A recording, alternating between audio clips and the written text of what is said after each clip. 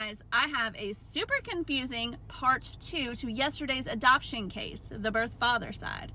And woo boy, it is definitely a confusing mess, and we still don't know which one is going to be a biological father, and it's between a dad and a son. And we have DNA testing from somebody. Nobody's claiming that they took this DNA test back in 2021 or 2020. It was in 2020. Welcome to Client Stories with Amy. So Michelle and I have been like crazy. Like, this client is now like officially our little brother. We have adopted him. He's ours. We claim him. And so we have been really working so hard to get to the bottom of this. And his top paternal match is a half sibling match at over almost 1,900 centimorgans. And it's a male with the last name Washington, common name, but his first name, super unique. There's only like 5 people in the whole United States with this surname. And there's only 1 in the state of Texas with this surname. That's it. Literally, that's it.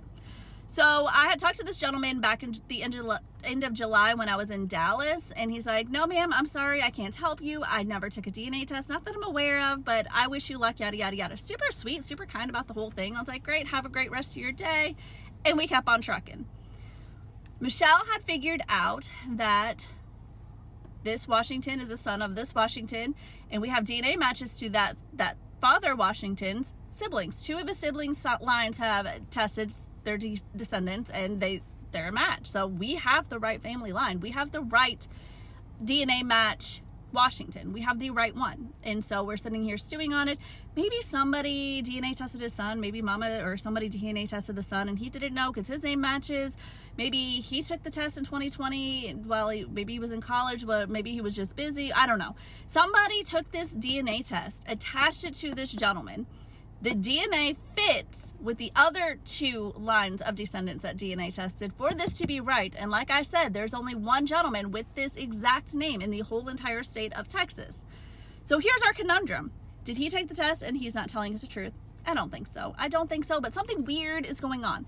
Do I think his son took the DNA test and he's our client's biological father? Again, no, I don't think so. Looking at some of the puzzle pieces, putting things together, and listening to what the biological mom's family had said about the biological mom living with somebody much older. And like I said yesterday, she's passed away. She's no longer with us. She's been gone for a very long time. So these are just a little bit of memories that they have. She was living with an older gentleman at this time when our client was conceived and born. So that's what we have to go on. So we keep on working, and it's literally, he either took the test and he doesn't remember, a half sibling on his dad's side took a test and attached it to his name, or somebody DNA tested his son, which would mean he's a biological father and not his father.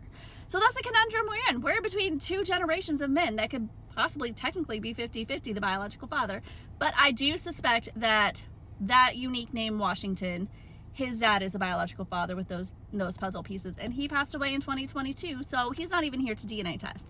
So we've asked this unique name Washington if he would be willing to do a DNA test, and he's like, let me think on it. I was like, this client is willing to send you an ancestry test, or he's willing to meet you at a lab and do a lab test to figure this out, if you're a half sibling or if you are a biological father.